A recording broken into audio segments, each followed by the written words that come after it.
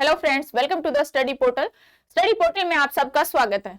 आज की इस वीडियो में हम बात करेंगे फ्रेंड्स, भारतीय संविधान के अंदर जो हमारा न्यायिक शिक्षा, जो हमारी न्यायिक प्रक्रिया है, जो हमारा न्यायिक संरक्षण है, जो हमारी न्यायपालिका है, उसके क्या क्या कार्य होते हैं, क्या उसमें विभिन्नताएं और समानताएं होती है। यहाँ पे हम मेनली बात करेंगे सर्वोच्च न्यायालय वर्सेस उच्च न्यायालय, यानी सर्वोच्च न्यायालय और उच्च न्यायालय में क्या विभिन्नताएं होती है, क्या दोनों के बीच का अंतर होता है, हम इस वीडियो में पूरा डिटेल में देखेंगे। दोनों संविधान के किस किस आर्टिकल में हमारे सर्वोच्च न्यायालय मेंशन है, कौन से आर्टिकल में हमारा उच्च न्यायालय मेंशन है। वीडियो स्टार्ट करने से पहले बताना चाहूंगी फ्रेंड्स, 8447410108 हमारा व्हाट्सएप नंबर है। जो भी स्टूडेंट किसी भी टीचिंग लाइन एग्जाम की प्रिपरेशन कर रहे हैं वो हमें अपना नेम, सिटी, एग्जाम लिखकर, जैसा कि एग्जाम्पल में आपको दिखाया गया है इसी तरह लिखकर आप हमें इस नंबर पे व्हाट्सएप कर दीजिए। इसके थ्रू आपको हमारी जो भी वीडियोस आती हैं, जो भी हमारी क्लासेस होती है, जो भी वैकेंसीज आती हैं, सभी का जो हमारी वीडियोस बनती है, सभी की जो व्हाट्सएप के थ्रू आपको ब्रॉडकास्ट ग्रुप के through free of cost information प्राप्त कराई जाती है। इसके अलावा जो भी फ्रेंड्स घर बैठ के अपनी प्रिपरेशन कर रहे हैं, यदि नोट्स ऑर्डर करना चाहते हैं, ऑल ओवर इंडिया में हमारी कुरियर सर्विस अवेलेबल है।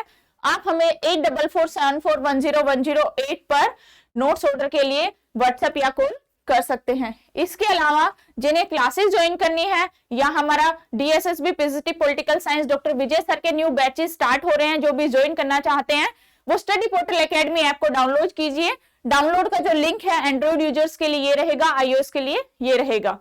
सभी क्लासेस DSSB के सभी बैचेस स्टार्ट हो रहे हैं न्यूली, अभी फ्रेश हर कोर्सेज के, चाहे वो टीजीटी हो, पीजीटी या PRT या किसी भी सब्जेक्ट का हो, सभी न्यू फ्रेश स्टार्ट हो रहे हैं। जो भी ज्वाइन करना चाहते हैं वो ऐप को डाउनलोड करके ज्वाइन कर सकते हैं। अब हम देखते हैं सर्वोच्च न्यायालय और उच्च न्यायालय में क्या अंतर होता है। सबसे पहले फ्रेंड, सर्वोच्च न्यायालय जिसका नेतृत्व भारत के मुख्य न्यायाधीश करते हैं, देश का सर्वोच्च न्यायालय होता है। इसका नेतृत्व भारत के मुख्य न्यायाधीश करते हैं, जिसको हम चीफ जस्टिस ऑफ इंडिया बोलते हैं। उच्च न्यायालय राज्य के प्रशासन में न्यायिक प्राधिकरण का उच्चतम स्तर होता है, यानी कि स्टेट लेवल पर जो हाई कोर्ट होते हैं, उच्च न्यायालय होते हैं, वो सबसे ऊपर के स्तर पर होते हैं। राज्य के मुख्य न्यायाधीश इसके प्रभारी होते हैं। जिस तरह यहाँ पर चीफ जस्टिस इसके प्रभारी होते हैं, इसी तरह यहाँ पे राज्य स्तर पर राज्य हाईकोर्ट का जो मुख्य न्यायाधीश होता है वो हाईकोर्ट का, स्टेट हाईकोर्ट का प्रभारी होता है। सेकंड है, देश के सभी कानूनी न्यायालयों और न्यायाधिकरणों की निगरानी सर्वोच्च न्यायालय की जाती है। यानी देश के जो सभी कानूनी होते हैं, कि हमारे जो कानून बनाए हैं, जो हमारे संविधान से जो हमें कानून मिले हैं, उनको हम अच्छे से पालन कर रहे हैं या नहीं कर रहे हैं, इन सब की निगरानी के लिए सर्वोच्च न्यायालय बनाया गया है। उसी प्रकार उच्च न्यायालय अपने अधिकार क्षेत्र में आने वाली सभी अदालतों की निगरानी में है। यानी सुप्रीम कोर्ट तो पूरे इंडिया का एक होता है, लेकिन जो हाई कोर्ट होते हैं वो स्टेट वाइज होते हैं, दो या दो से अधिक स्टेट का एक हाई कोर्ट भी हो सकता है। वो अपने अंदर आने वाली जितनी भी अदालतें होती हैं जो हाई कोर्ट के अंदर आती है, उन सब की निगरानी हाई कोर्ट अपने लेवल पे करता है। और सुप्रीम कोर्ट के अंदर सारे न्यायिक प्राधिकरण आते हैं, तो वो सभी न्यायिक जो भी क्रियाएं होती हैं उन सब की निगरानी सुप्रीम कोर्ट करता है। नेक्स्ट है फ्रेंड, संविधान के कौन से पार्ट में सुप्रीम कोर्ट संविधान के आर्टिकल 124 से 147 तक है। यानी कि अगर क्वेश्चन आता है सुप्रीम कोर्ट के संविधान के किस आर्टिकल में सुप्रीम कोर्ट है, तो आपका आंसर रहेगा 124। इसी तरह हाईकोर्ट अगर आता है कि संविधान के कौन से आर्टिकल में हाईकोर्ट मेंशन है, तो आपका आंसर रहेगा 214। अगर पूरा इस तरह आता है कि आर्टिकल 124 से 147 में क्या है, सुप्रीम कोर्ट, आर्टिकल 214 से 231 में क्या है, हाई कोर्ट। तो संविधान के भाग 5 पार्ट 5 में आर्टिकल नंबर 124 से 147 तक संगठन, स्वतंत्रता, अधिकार क्षेत्र और आदि जो भी संबंधित है वो सब सुप्रीम कोर्ट में। इसके बाद आता है भाग 6 में हाई कोर्ट। भाग 5 में पार्ट 5 में हमारा सुप्रीम कोर्ट है, तो पार्ट 6 में हाई कोर्ट है। आर्टिकल 124 में सुप्रीम कोर्ट है, तो आर्टिकल 214 में हाई कोर्ट है। सभी हाई कोर्ट के क्षेत्र अधिकार क्रियाएं जो भी स्वतंत्रताएं है वो आर्टिकल 214 से 231 में हाई कोर्ट की वर्णित है। भारतीय संविधान के अनुसार सर्वोच्च न्यायालय के प्रत्येक न्यायाधीश को राष्ट्रपति के द्वारा हस्ताक्षरित एक वारंट के माध्यम से नियुक्त किया जाना चाहिए, यानी कि सर्वोच्च न्यायालय और उच्च न्यायालय के परामर्श के बाद उसे सील कर दिया जाना चाहिए। ये है सुप्रीम कोर्ट का अधिकार में। उसके बाद करते हैं हम हाई कोर्ट। राष्ट्रपति भारत के मुख्य न्यायाधीश और राज्य के राज्यपाल के परामर्श से उच्च न्यायालय के न्यायाधीशों की नियुक्ति करता है।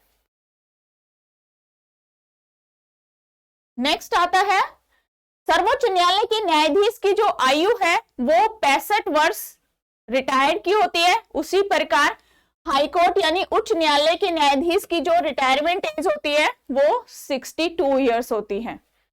सर्वोच्च न्यायालय के न्यायाधीश की योग्यताएं क्या होती है? भारत का नागरिक हो। उसी तरह हाई कोर्ट में भी उच्च न्यायालय के न्यायाधीश की क्या योग्यताएं होती है? भारत का नागरिक हो। सेकंड, उसे 5 साल के लिए एक उच्च न्यायालय का न्यायाधीश होना चाहिए, या फिर उसे 10 साल के लिए एक उच्च न्यायालय का वकील होना चाहिए, यदि उसे राष्ट्रपति की राय में एक प्रतिष्ठित न्यायविद होना चाहिए। इन तीनों ही विशेषताओं में से कोई जो विशेषता होगी सुप्रीम कोर्ट का न्यायाधीश बनने के लिए जरूरी होनी चाहिए। उसी प्रकार हाई कोर्ट के न्यायाधीश के लिए 10 वर्षों के लिए भारत के क्षेत्र में एक न्यायिक कार्यालय होना चाहिए, और या फिर 10 वर्षों के लिए उच्च न्यायालय का अधिवक्ता होना चाहिए। ये है न्यायाधीश बनने की योग्यता उच्च सुप्रीम कोर्ट और हाई कोर्ट की। इसके बाद है सुप्रीम कोर्ट के जजों की पदोन्नति या तबादला नहीं हो पाता, क्योंकि सुप्रीम कोर्ट एक ही है इंडिया में, इसलिए जो सुप्रीम कोर्ट के न्याय जजेस जो भी हैं वो सुप्रीम कोर्ट में ही रहेंगे, वहां पे ट्रांसफर नहीं होगा। हाई कोर्ट हर स्टेट में होते हैं। उच्च न्यायालय के न्यायाधीशों को अन्य उच्च न्यायालय में स्थानांतरित किया जा सकता है। सर्वोच्च न्यायालय के न्यायाधीश के पद पर आगे बढ़ सकते हैं, यानी वो प्रमोशन पा सकते हैं, हाई कोर्ट से सुप्रीम कोर्ट में प्रमोट हो सकते हैं। रिटायरमेंट के बाद सुप्रीम कोर्ट के जज प्रैक्टिस नहीं कर पाते, उनके कार्यकाल के दौरान वे प्रतिबंधित है। उच्च न्यायालय के न्यायाधीश का क्या है? एक उच्च न्यायालय के न्यायाधीश अपने कार्यकाल के दौरान अभ्यास नहीं कर सकते, लेकिन वे कार्यकाल के बाद किसी उच्चतम न्यायालय या सर्वोच्च न्यायालय में ऐसा कर सकते हैं। नेक्स्ट डिफरेंस है भारत का सर्वोच्च न्यायालय में 31 न्यायाधीशों जिसमें एक मुख्य न्यायाधीश होता है जो हमारा CJI होता है, यानी कि चीफ जस्टिस ऑफ इंडिया जो होता है, प्लस 30 अन्य न्यायाधीश, यानी कि टोटल हो गए 31 न्यायाधीश है सुप्रीम कोर्ट में। एंड हाई कोर्ट में प्रत्येक न्यायालय में एक मुख्य न्यायाधीश और कई अन्य न्यायाधीश होते हैं। उच्चतम न्यायालय में न्यायाधीशों की संख्या ने 4 और न्यायाधीशों की नियुक्ति का प्रावधान किया है। यह भारत के मुख्य न्यायाधीश 31 से बढ़कर 34 हो गए हैं। इनकी संख्या टाइम पे जब भी कोई अमेंडमेंट आता है तो हमारे सुप्रीम कोर्ट के जो न्यायाधीशों की संख्या है वो इंक्रीज और डिक्रीज हो सकती है।